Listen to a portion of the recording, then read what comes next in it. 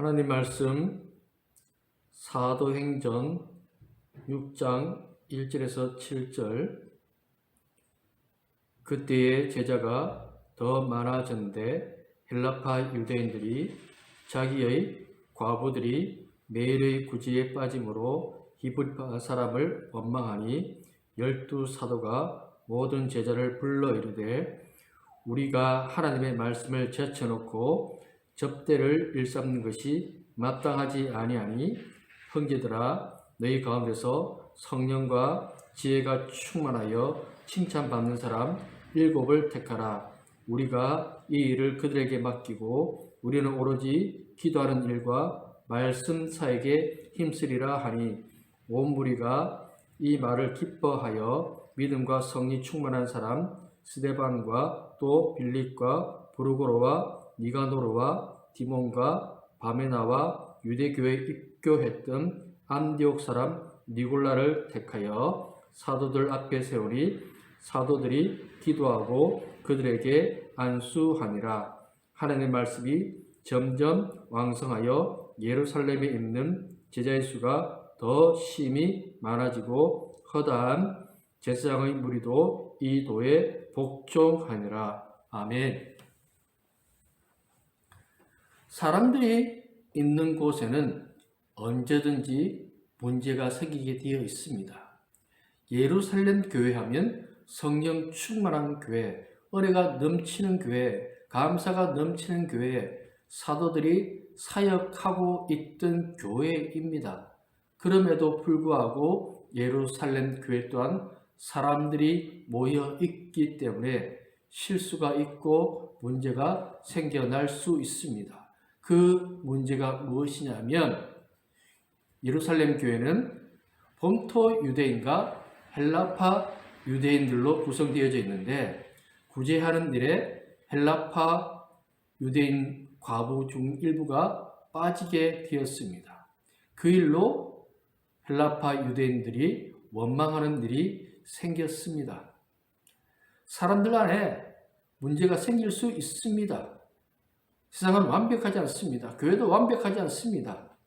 교회 또한 문제들이 드러날 수 있습니다. 그런데 그 문제 속에서 문제를 더 키우느냐 아니면 문제를 아름답게 해결하고 더 하나님의 은혜 가운데 나아가느냐 그 차이가 있게 되어지는 것입니다. 고린도 교회는 은사가 많은 교회였습니다. 수많은 은사들이 나타났던 교회였지만 그 교회는 분쟁과 다툼과 많은 분란이 있던 문제가 많은 교회였습니다.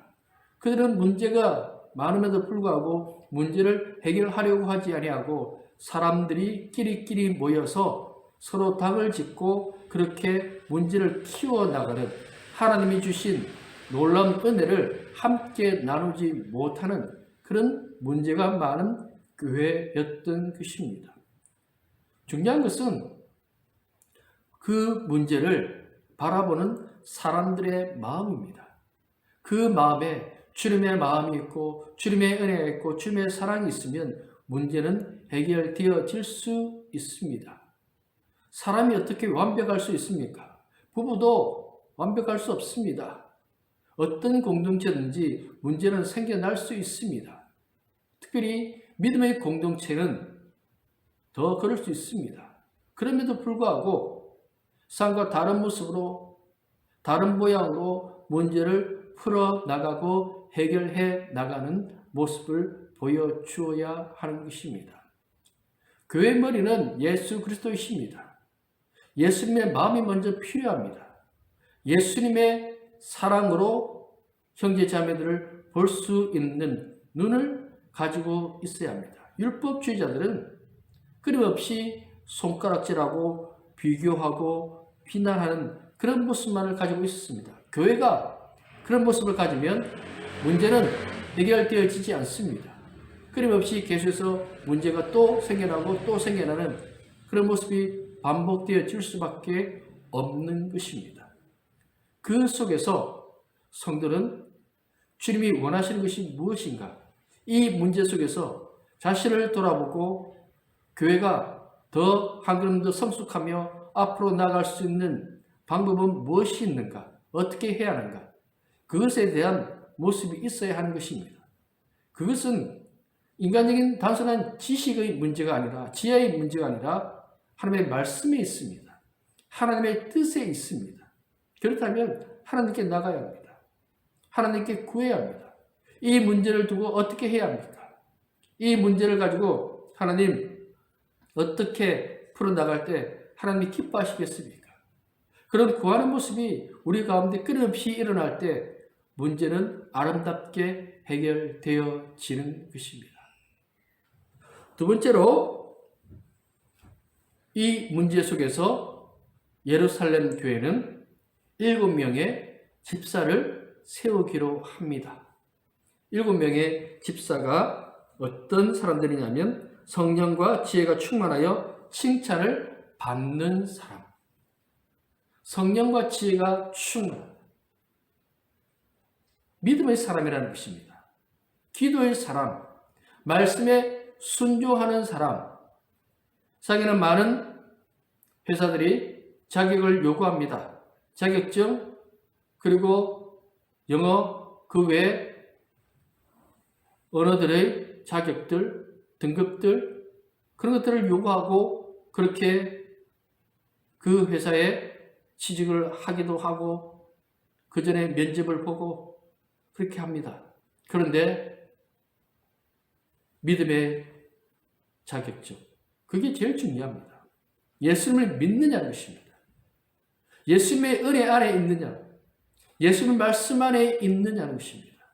이것이 가장 귀한 것입니다. 그 사람이 어떤 직업을 가졌고 어떤 학력과 어떤 배경과 어떤 모습을 가지고 있느냐에 따라서 직분을 가지게 되는 것이 아니라 예수님을 진짜 예수님으로 믿는 신앙 고백이 있느냐, 이것이 가장 중요한 것입니다. 교회는 믿음의 사람들이 모인 곳입니다. 믿음의 일을 해야 합니다.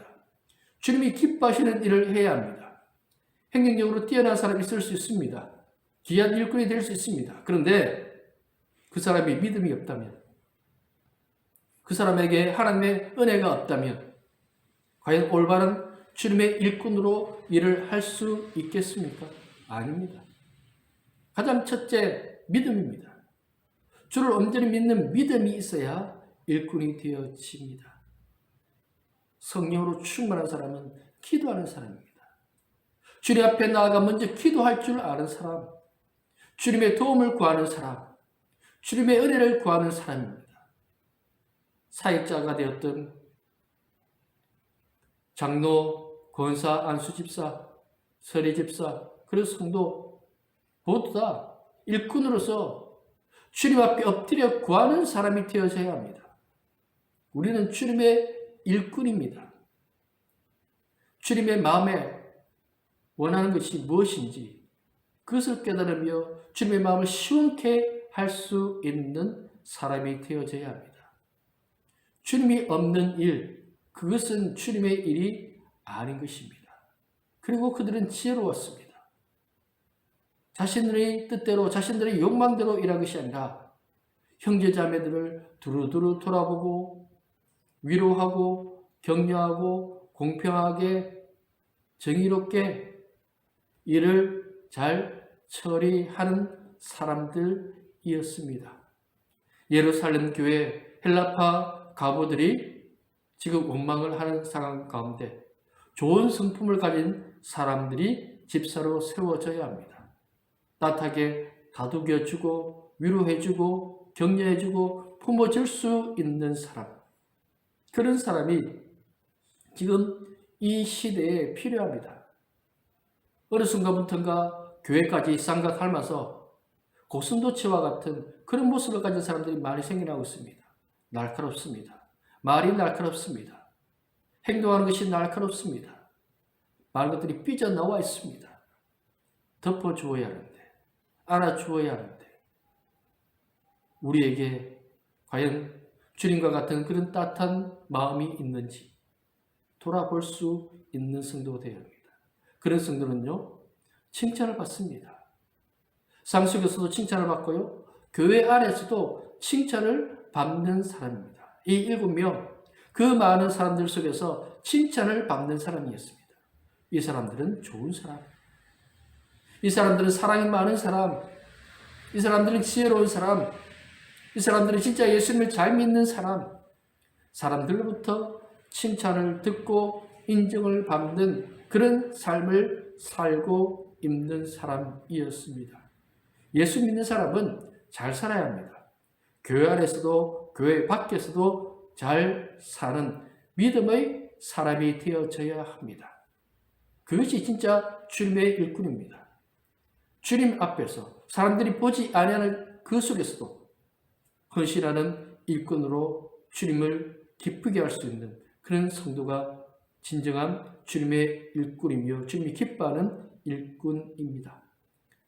마지막으로 집사들이 세워지고 교회가 안정화되자 예루살렘 교회가 부흥하기 시작하였습니다.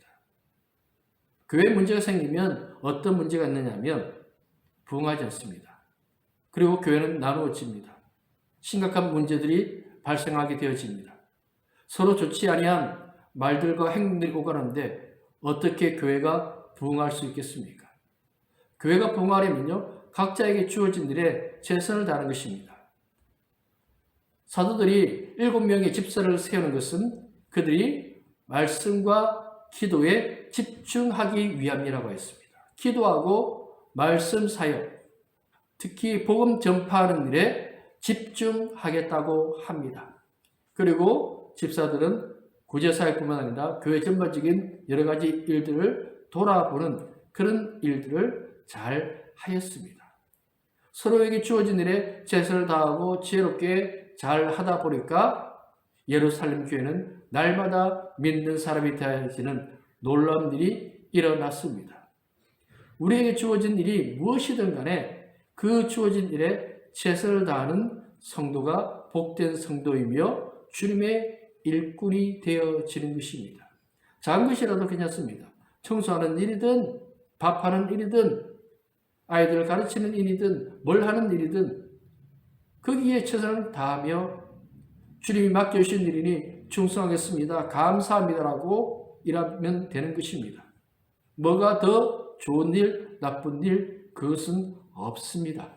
모두가 함께 협력하며 일하기 시작할 때 주님의 놀라운 은혜가 교회 가운데 임하게 되어집니다. 이 부흥이 또 놀라운 것은요, 예수님이 십자가에 못 박고 당시 예루살렘 교회를 핍박했던 제사장의 무리가 이 도에 복종하더라. 즉 예수님을 믿고 변화되어지는 놀라운 기적이 일어나고 있었습니다. 십자가에 못 박으라고 외쳤던 그 사람들이 예수님을 믿는 사람이 되어졌습니다. 어떻게 이런 놀라운 일이 일어났습니까? 두 가지입니다. 첫 번째는 그들에게 복음을 전했습니다. 또 두 번째는 삶으로 그들에게 보여주었습니다. 예수님을 전할 때 믿지 않을 것 같은 사람, 저 사람은 안 돼, 저 사람은 독한 사람, 술 잘 마시는 사람, 상적으로 악한 사람, 거짓된 사람, 그렇게 우리가 구분지어서 전하는 것이 아니라 그 사람이 믿지 않는다 할지라도 마음으로 품고 기도하면서 예수님을 전할 때 놀라운 성령의 역사는 일어나게 되어집니다. 완악하고 정말 안 될 것 같은 모든 사람이 손가락질하고 안 된다라고 했던 그런 사람들이 주를 믿고 변화되어지는 놀라운 기적의 역사는 지금도 끊임없이 일어나고 있습니다. 눈만 뜨면 절에 가고 눈만 뜨면 그런 불교적인 이야기를 하던 사람, 유교적인 이야기를 했던 사람, 아니면 무당을 찾아갔던 그런 사람들이 예수님을 믿고 변화되는 것을 수도 없이 보았습니다. 우리가 결정한 것이 아닙니다. 우리는 전하는 사람입니다. 그리고 또 중요한 것이 있습니다. 삶입니다. 예루살렘 교회는 잘 살았습니다. 성도들이 잘 살았습니다. 예수님을 믿는 모습을 삶 속에서 보여주었습니다. 그랬더니 그 완악하고 예수를 방해했던 그 사람들 안에 감동이 일어났습니다. 저곳에 무엇이 있길래, 저 사람들은 뭐하는 사람들이기에 저렇게 사랑하고 돌보고 위로하고 서로 나누고 사랑하고 협력하고 아름답게 살아가는 것일까? 저들이 무슨 이야기를 하는가? 그렇게 그들은 들어보려고 했습니다. 그렇게 들으면서 예수를 믿고 변화되어지는 자연스러운 변화 역사가 일어났습니다. 많은 이들이 지금 위기라고 합니다. 진짜 위기는요, 말씀을 전하지 않을 때가 위기입니다. 우리가 말씀을 전하기 시작하면 그때부터 성령의 역사가 일어납니다. 예루살렘 교회요, 지금보다 더 했습니다. 복음 전하면 죽습니다. 그런데도 예루살렘 교회는 부흥했습니다. 교회를 반대하고 교회를 향하여 손가락질을 했던 사람들이 변화되었습니다. 우리 안에도 그런 변화는 일어납니다. 우리가 온전히 주를 믿고 주를 의지하며 주님의 일꾼으로서 우리에게 주어진 일에 최선을 다하고 복음의 사명을 감당하며 아름다운 삶으로 이 세상에 선한 영향력을 끼칠 때 이런 놀라운 부흥의 역사는 다시 일어나게 되어집니다. 지금 우리 은혜나는 교회가 회복해야 합니다. 부흥해야 합니다. 우리가 해야 합니다. 우리 모두가 함께 이 복음에 참여하는 일꾼이 되기를 소망합니다. 기도하겠습니다. 아버지 하나님 감사합니다. 예루살렘 교회는 문제가 생겼습니다. 그러나 그들은 지혜롭게 문제를 해결하였습니다. 하나님의 뜻에 합당한 일꾼들을 세웠고 그리고 이 일들을 통하여서 더 많은 놀라운 복음의 열매를 맺었습니다. 우리 안에도 문제를 만드는 것이 아니라 더 사랑하고 더 섬기고 더 위로하고 더 격려하며 함께 손잡고 주님의 일꾼으로서 복음의 사역에 참여하게 하십시오. 또한 아름다운 삶으로 주를 알지 못하며 오히려 방해하는 그 사람들까지도 주께로 인도할 수 있는 놀라운 사명을 감당할 수 있는 복음의 열매를 맺으며 지금 이 부흥이 된 것을 깨닫고 주님의 역사를 이루는데 참여하는 일꾼이 되어질 수 있는 우리 모두가 되기를 원하오니 주여 도와주시옵소서. 이제 부흥하기를 원합니다. 주의 역사가 일어나기를 원하오니 성령 하나님 함께 하시고 도와주시옵소서. 예수님의 이름으로 기도드립니다. 아멘.